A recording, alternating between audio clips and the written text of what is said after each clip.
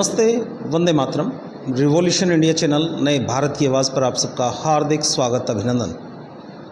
वैसाखी के पावन पर्व की और जलियांवाला कांड में वीर शहीदों को नमन करते हुए हम आज के हमारे खास मेहमान सामाजिक चिंतक मास्टर ऋषिकांत जी, जो समय समय पर समाज के लोगों को जगाने का काम करते हैं। मास्टर जी, आपका रिवॉल्यूशन इंडिया चैनल पर हार्दिक स्वागत, अभिनंदन। धन्यवाद पांचाल जी। मेरी ओर से भी रेवोल्यूशन इंडिया चैनल के दर्शकों को बैसाखी के पर्व की और जलियांवाला बाग के शहीदों को नमन करते हुए, उस शहादत को याद करते हुए मेरी ओर से सभी को शुभकामनाएं। दर्शकों, आज हम एक बहुत महत्वपूर्ण विषय को लेकर चले हैं।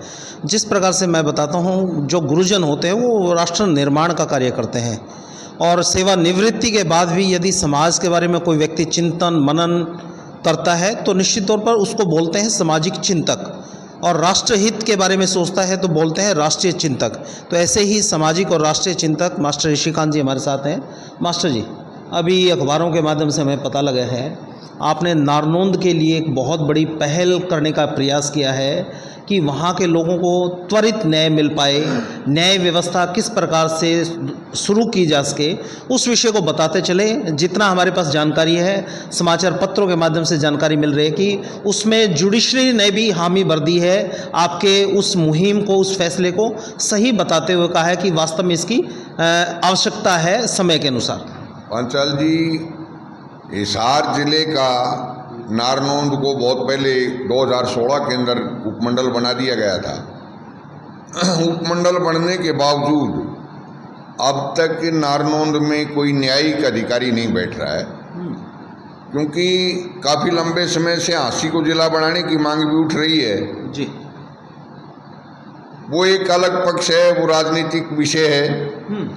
सरकार कब निर्णय लेगी इस संदर्भ में मैं नहीं कह सकता, लेकिन नारनौंद उपमंडल के अंदर न्यायिक अदालत खोलने की जो बात है जी, उस संदर्भ में हमारे आसपास के, नारनौंद के आसपास के क्षेत्र के लगभग 25-30 गांवों के सरपंच बाकायदा अपने लेटर पैड पर मांग पत्र लेकर के कुछ नौजवान सामाजिक कार्यकर्ताओं के साथ मेरे से मिले थे जी। स्वाभाविक है, आपको पता है वो क्यों मिले थे जी। और मैं भी ये समझता हूं कि नारनौंद उपमंडल के लोगों को हांसी अदालत में, हिसार अदालत में जाने के लिए कई किलोमीटर लंबा सफ़र करना पड़ता है। आप देखिए, इधर उगाड़न गांव है जी। उगाड़न के लोग हांसी जाएं तो या तो नारनौंद आएँ पहले, या फिर वो बास जाएं, उसके बाद उनको हांसी जाना होता है। कोथ कापड़ों के लोग हैं, उनके लिए 50 किलोमीटर के लगभग दूरी पड़ जाती है। और वैसे भी सरकार की और हमारे जो न्यायालय हैं उनकी मंशा ये है कि जो अंत्योदय की स्कीम है, अंत्योदय के अंदर कोई सरकारी लाभ मात्र की बात नहीं है। उसमें प्रत्येक कार्य की बात है कि भाई पंक्ति में अंतिम खड़े हुए अंतिम व्यक्ति को भी हर बात का लाभ मिले जी। और अभी पिछले दिनों उच्चतम न्यायालय ने इस बात को सुनिश्चित करने का प्रयास किया है कि भाई आम आदमी को समय पर न्याय मिल पाए। और उसी बात को देखते हुए हमारा एक प्रतिनिधि मंडल, मैं भी उसमें शामिल था जी। हमारे जो जिला एवं सत्र न्यायाधीश हैं जस्टिस मित्तल जी, उनसे हम मिले थे जी। पहले भी एक बार इस टाइप का प्रयास किया गया था, हाईकोर्ट ने पत्र जारी किया था जी। और वो पत्र जारी होने के बाद नारनौंद उपमंडल कार्यालय में न्यायिक अधिकारी के लिए भवन की सुविधा की जांच भी की गई थी जी।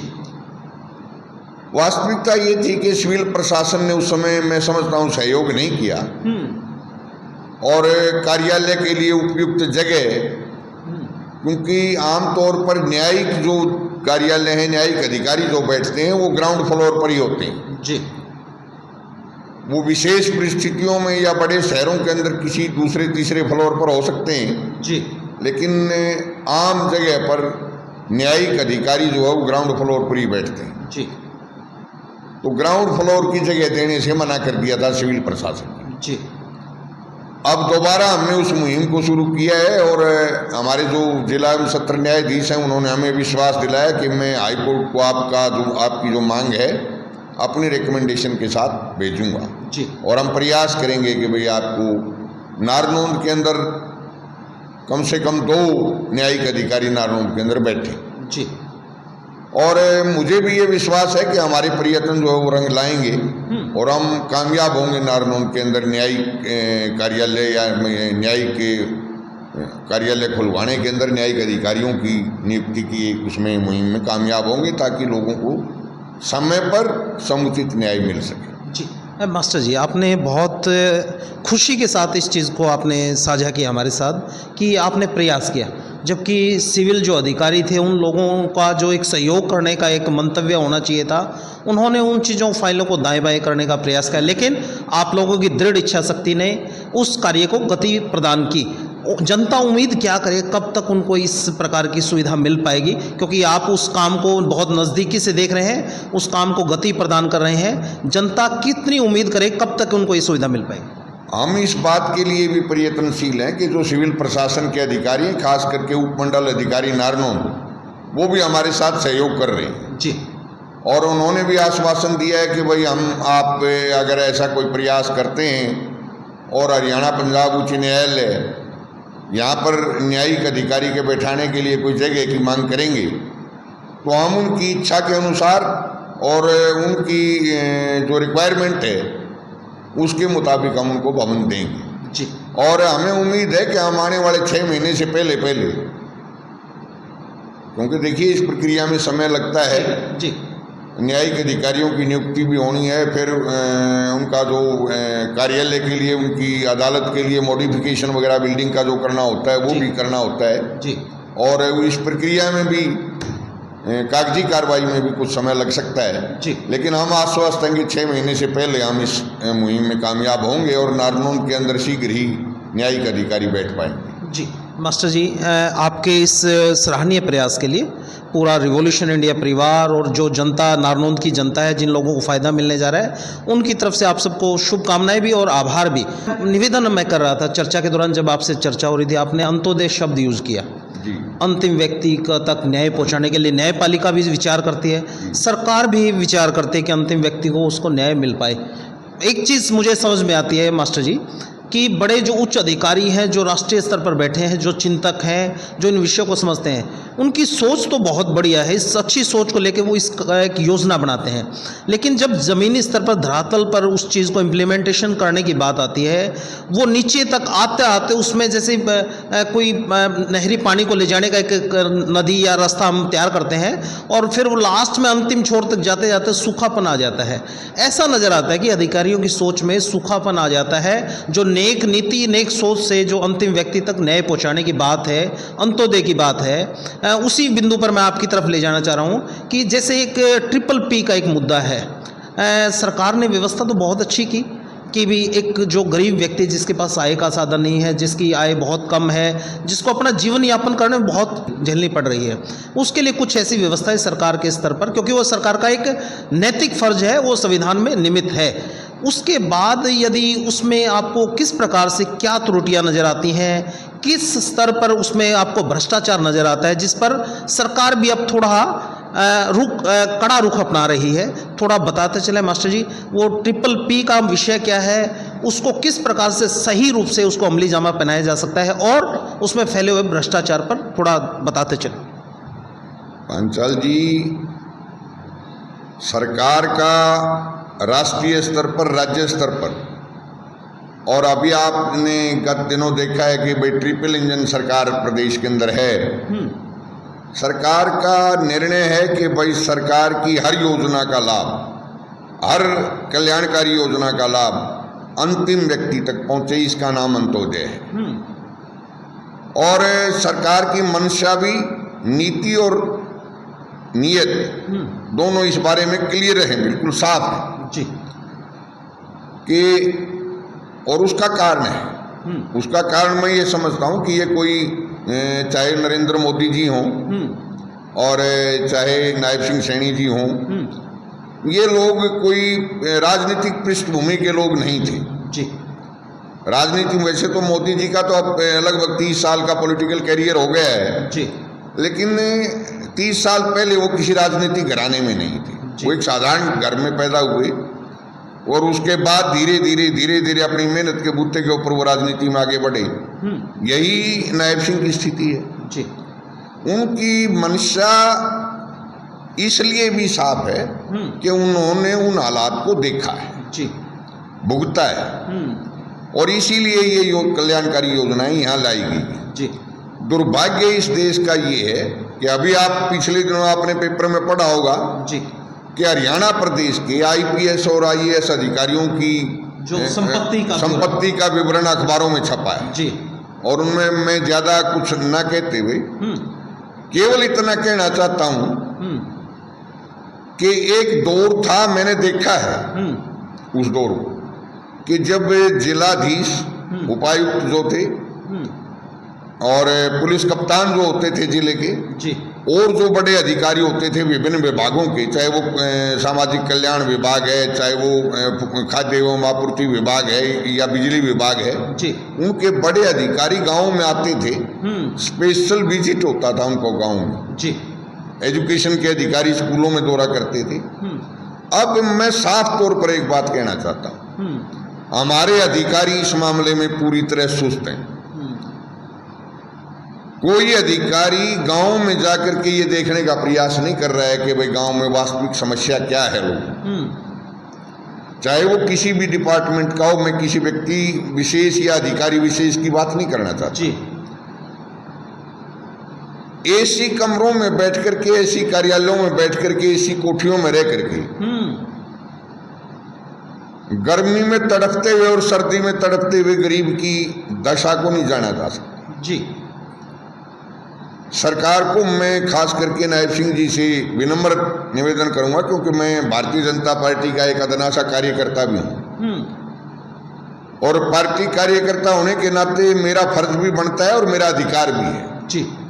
मैं नायब सिंह जी से विनम्र प्रार्थना करूंगा कि उन्होंने जो थोड़ी शक्ति दिखाई है इस और जी, उस पर थोड़ा सा और टाइट हो जाए। जरूरी है अधिकारियों पर लगाम लगाना। मैं पीपीपी जो 3PPP की जो बात जी जी, परिवार पहचान पत्र के अंदर किसी परिवार के मुखिया की इनकम दिखाने का जो तौर तरीके हैं उनके अंदर बड़े पैमाने पर गड़बड़ी है जी। कुछ तो लोग जानबूझ करके जी, जो पात्र नहीं होते वो जानबूझ करके ये इन प्रकार जी अपने परिवार पहचान पत्र में अपनी इनकम को 1,80,000 रुपये से कम दिखा लेते हैं जी, और जो वास्तव में पात्र हैं उनकी वहां तक पहुंच नहीं होती। उनको धक्के खाने पड़ते हैं ऑफिस। धक्के नहीं खाने पड़ते। वास्तविकता क्या है, मेरे पास एक ऐसा उदाहरण है मेरे गांव का जी, कि एक गरीब परिवार है, उसके पास केवल 1 एकड़ जमीन है, केवल 1 एकड़, गारंटी के साथ कह रहा हूं जी, और 5 लड़कियों का पिता है वो। उसके घर में किसी किस्म की इनकम का कोई साधन नहीं है जी। उसकी माँ आज से लगभग 7-8 महीने 10 महीने पहले एक्सपायर हो चुकी है और वो बिल्कुल पूरी तरह से अनपढ़ और घरेलू औरत थी जी। उसके परिवार पहचान पत्र में उसको सरकारी नौकरी में दिखा दिया। अब किसने दिखा दिया ये बात तय की जानी चाहिए, जवाबदेही तय होनी चाहिए जी। और खास करके मैं एक बात इंगित करना चाहता हूं कि जो हमारे क्या बोलते हैं अपने जिला के जो उप जिलाधीश हैं जी, उनके कार्यालय के स्तर पर बड़े पैमाने पर भ्रष्टाचार है, बड़े पैमाने पर भ्रष्टाचार है। क्लर्क जो है, जो डीलिंग क्लर्क है जी, वो अधिकारियों को भी रसीद नहीं देती। या बहुत बड़ी बात कर रहे हैं कि इस स्तर पर भ्रष्टाचार है कि वो अधिकारियों को भी रिसिप्ट नहीं देते। कोई भी कैमरा लेकर के किसी के घर पहुंच जाता है और उसकी दीवार के फोटो खींच करके ये कह देता है कि तेरी इनकम 1,80,000 रुपये से ज्यादा है। मैं ये कहता हूँ दीवार किसी के घर में कमाई का साधन है क्या? बिल्कुल नहीं। किसी के घर में लेंटर लगा हुआ है जी, वो उसकी इनकम का साधन तो नहीं है। उसकी इनकम का साधन तो उसकी नौकरी है, उसकी पेंशन है, उसका व्यवसाय है। उसकी इनकम तो वही दिखाई जा सकती है जी। लेकिन उसको कोई आधार नहीं बनाया जा रहा, जिसका मर्जी आता है। अभी रिसेंटली मुख्यमंत्री जी ने कहा है कि भाई जिन लोगों ने जो है पात्र हैं, गलत तरीके से अपनी हाँ गलत दिखाई है, वो अपनी ठीक करवा ली। जी। मैं ये कहता हूँ जिनकी जानबूझ करके गलत कर दी गई उनको ठीक कौन करेगा? हाँ, क्या बात है, बहुत महत्वपूर्ण विषय आप उठा रहे हैं। कुछ ने जानबूझ करके गलत करवा ली, उनको भी दंडित किया जाना चाहिए। मैं किसी का गलत काम का पक्षधर नहीं हूं, लेकिन जिन लोगों की जानबूझ करके कम दिखा दी गई जी, उनको दिखाने वालों की भी जवाबदेही तय हो और उनके खिलाफ भी कार्रवाई हो। नहीं, मैं इसमें एक चीज़ कहना चाहता हूँ मास्टर जी, जो आप विषय उठा रहे हैं बहुत महत्वपूर्ण विषय है। जब आय की बात आती है, लोग ऑफिसों के चक्कर काटते हैं, उनको उस आय जो एक्चुअल आय है वो 1,80,000 से कम जो आय है उसको कराने के लिए उनको 2-2 साल चक्कर काटने पड़ते हैं। वो जो 2 साल का जो पीड़ा का जो समय है उन परिवारों का, जो सरकार से मिलने वाली योजनाएं जो उनको समय पर मिलनी चाहिए थी, जो 2 साल देरी से जो उनको योजनाएं मिल रही हैं, क्या उन अधिकारियों की जवाबदेही तय नहीं की जानी चाहिए, जिनकी वजह से एक परिवार को प्रताड़ना, मानसिक प्रताड़ना, आर्थिक प्रताड़ना और सरकारी, मैं तो ये मानता हूं ये सरकारी काम में बाधा का भी एक मुकदमा दर्ज किया जाना चाहिए उन अधिकारियों पर जो समय पर जनता के लिए जो जिनकी ड्यूटी है जनता के सेवक के रूप में कार्य करना चाहिए, वो नहीं करते। तो क्यों ना इस प्रकार का एक विषय आना चाहिए सरकार तक। बिल्कुल 100% आना चाहिए। इस तरह की मानसिक, आर्थिक और सामाजिक प्रताड़ना के जो दोषी अधिकारी हैं उनके खिलाफ भी सख्त से सख्त कार्रवाई होनी चाहिए। यहाँ तक की नौबत है, अभी आप जो पेपर में आपने पढ़ा है, भाई इनके खिलाफ क्यों नहीं ईडी जांच हो? इनके खिलाफ क्यों ना आयकर विभाग जांच करे कि इनके पास आय से अधिक संपत्ति कहां से आई है? जब राजनीतिक नेताओं के लिए चुनाव लड़ते वक्त जी, ये बात तय की जाती है कि भाई वो अपनी आय शो करे उसके अंदर, अपने नामांकन के अंदर, सुप्रीम कोर्ट और कोर्ट के लिए मांग उठाई जा रही है कि न्यायिक अधिकारी भी अपनी आय का ब्यौरा दें। तो मैं ये कहता हूं कि इन्होंने जिन्होंने ब्यौरा दे दिया है और उस ब्यौरे का कोई आधार नहीं है, जस्टिफिकेशन नहीं है कि ये पैसा कहाँ से आया, ये प्लॉट कहाँ से आई, ये कोठियाँ कहाँ से आई, ये एग्रीकल्चरल लैंड कहाँ से आई जी, उसकी जांच क्यों ना हो? वो भी तो होनी चाहिए जी। तो मैं साफ तौर पर ये कहना चाहता हूं कि आम जनता का उत्पीड़न करके, चाहे वो मानसिक, आर्थिक, सामाजिक उत्पीड़न करके जो लोग एसी कमरों के अंदर बैठे हैं उनके खिलाफ भी सख्त कार्रवाई होनी चाहिए जी। निश्चित तौर पर अगर वो दोषी पाए जाते हैं, किसी निर्दोष को सजा ना मिले, दोषी पाए जाने पर उसको सजा मिले जी। मास्टर जी, आपने चर्चा के दौरान कहा कि मैं भारतीय जनता पार्टी का एक अदना सा कार्यकर्ता हूँ। पार्टी विशेष, भारतीय जनता पार्टी की खास बात है वो अदने ही कार्यकर्ता को एक विशेष जिम्मेवारी दे देती है। उसकी कार्यप्रणाली को देखकर, उसके क्रियाकलापों को देखकर, उसके सामाजिक चिंतन, मनन और राष्ट्रहित के बारे में सोच को देखकर।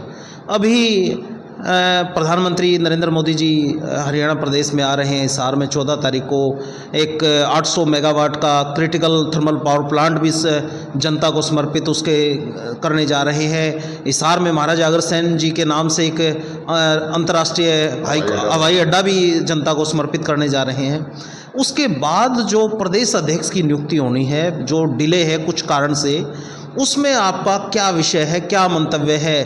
किस प्रकार का व्यक्ति इस भारतीय जनता पार्टी के प्रदेश अध्यक्ष का पद को सुशोभित करे ताकि वो पार्टी को मजबूत कर पाए? इसमें एक बिंदु और मैं ऐड करना चाहता हूँ मास्टर जी। बहुत से लोग हैं, पदाधिकारी हैं, जिनको पद मिल जाता है पार्टी में, लेकिन जब उन पद की, उनको चाहे किसी भी परिस्थिति में उनको पद मिला, लेकिन पद मिलने के बाद जब उनके इलाके में कोई वोटिंग की बात आती है तो उनके बूथ पर 27 वोट, उनके बूथ पर 89 वोट लोकसभा और विधानसभा चुनाव में, और उसको फिर आप जिला अध्यक्ष तक का पद देते हैं।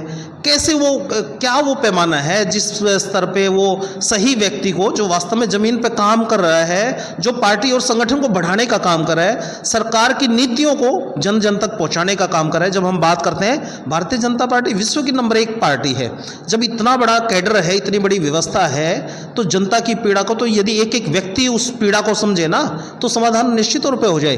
और फिर मुझे नहीं लगता यदि इस प्रकार से कोई काम करेगा तो आने वाले 50-100 सालों तक भारतीय जनता पार्टी को कोई हिलाने वाला मिलेगा। पांचाल जी, आपने मेरे नाम को साथ जोड़ करके, क्योंकि मैंने ये बात कही है कि भाई मैं भारतीय जनता पार्टी का अदना-सा कार्यकर्ता हूँ, मेरे नाम को साथ जोड़ करके आपने पार्टी की पदों पर ले जा करके ये बात छोड़ दी जी। प्रथम तो मैं ये कहना चाहता हूँ कि मैं पार्टी में किसी स्तर पर किसी पद का इच्छुक नहीं जी। रही बात प्रधानमंत्री जी के बारे में, आपने कहा कि भाई वो छोटे से कार्यकर्ता को भी बड़ी जिम्मेदारी दे देते हैं। भविष्य में अगर पार्टी की तरफ से, सरकार की तरफ से कोई जिम्मेदारी मिली तो जिम्मेदारी से भागना भी मैंने नहीं सीखा जी। जहां तक प्रधानमंत्री जी का कल जो दौरा हो रहा है जी, इशार आ रहे हैं प्रधानमंत्री जी बहुत बड़ी रैली करेंगे और भिवानी के मेडिकल कॉलेज का वो इनाग्रेशन करेंगे उससे रिमोट से जी। और महाराजा अग्रसेन अंतर्राष्ट्रीय हवाई अड्डा बनने जा रहा है हिसार के अंदर। ये हमारे लिए बहुत बड़ी सौगात है जी। और यमुनानगर के पावर प्लांट का भी वो जनता को समर्पित करेंगे। प्रधानमंत्री जी की जो सोच है वो मैं जहाँ तक समझता हूँ वो केवल और केवल राष्ट्र प्रथम की सोच है जी। भाई देश के लिए करना है, देश के लिए जीना है, देश के लिए मरना है, इस सोच के साथ वो अपना काम कर रहे हैं जी। जहाँ तक प्रदेश में भारतीय जनता पार्टी के संगठन का प्रश्न है जी, हालांकि मैं उस लेवल की किसी मशीनरी का हिस्सा नहीं हूँ जी। क्योंकि मैंने तो बताया ना, मैं तो एक साधारण कार्यकर्ता हूँ, एक साधारण मेंबर हूँ। मैं ये समझता हूँ कि पार्टी को पदाधिकारी उसी व्यक्ति को बनाना चाहिए जी, जो व्यक्ति पार्टी के साथ लोगों को जोड़ने में सक्षम हो जी, निश्चित तौर पे। और वो सक्षम किस रूप में हो, कोई पैसे देकर के पार्टी के साथ लोग नहीं जोड़े जा सकते जी। लोगों के बीच में जाकर के लोगों की पीड़ा को समझना होगा और उस पीड़ा के लिए संघर्ष करना होगा, तब लोग जुड़ेंगे जी। अभी आपने चर्चा की है, मैं कमेंट्स नहीं करना चाहता जी कि भाई किसी के अपने गांव में वोट कम आए हैं, उनको बड़े पदों से नवाज दिया गया। ये पार्टी को अवश्य सोचना चाहिए जी। देखिए राजनीति में ये भी संभव है कि भाई एक भाई किसी पार्टी में है, दूसरा भाई किसी पार्टी में, ये भी संभव है जी। लेकिन अगर परिवार में केवल एक ही पार्टी के लोग हैं और उसी परिवार से हम मत नहीं दिलवा पाते अपनी पार्टी को जी, तो इसका सीधा सा अर्थ है कि देयर इज समथिंग रॉन्ग। क्या बात है, बिल्कुल बिल्कुल, कुछ संकेत है वो, कोई संकेत है, दाल में कुछ काला है। दूसरा, आपने राज्य स्तर पर बात की, अभी जिला के जो चुनाव हो चुके हैं, क्योंकि हम तो जिला चुनाव में भागीदारी की भी जो मशीनरी थी उस मशीनरी का हिस्सा हम नहीं थे जी। पार्टी ने जिन लोगों को काम सौंपा है वो काम को डिसेंट्रलाइज करके अगर हमें कुछ सौंपेंगे तो हम उस काम को करेंगे जी, लेकिन उस लेवल पर पद लेकर के नहीं। जहाँ तक राज्य स्तर पर संगठन का प्रश्न है जी, राज्य प्रधान की नियुक्ति पार्टी के शीर्षस्थ नेतृत्व के द्वारा की जानी है जी।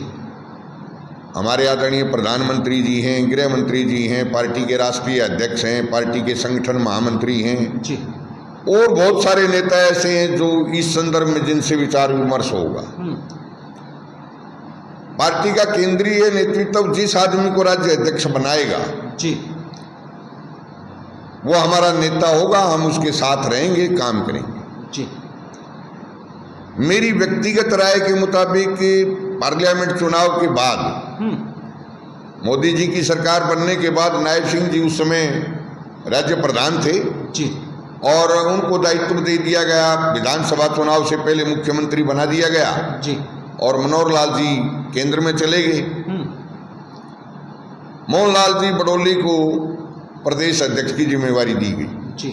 और विधानसभा चुनाव नायब सिंह जी और मोहनलाल जी बडोली के नेतृत्व में लड़ा गया। और उस चुनाव में मतलब पूरे प्रदेश में एक भयंकर प्रचार था, हुड्डा आ रहा है, हुड्डा आ रहा है।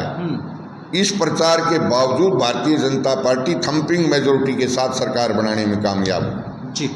और उसका मैं समझता हूं एकमात्र कारण ये था कि नायब सिंह जी की जो विनम्रता है, उनकी जो कार्यशैली है जी, और यही तरीका मोहनलाल बडोली जी का है। मोहनलाल बडोली बड़े शालीन स्वभाव के, बड़े अनुशासित और बड़े कर्मठ नेता हैं भारतीय जनता पार्टी के जी।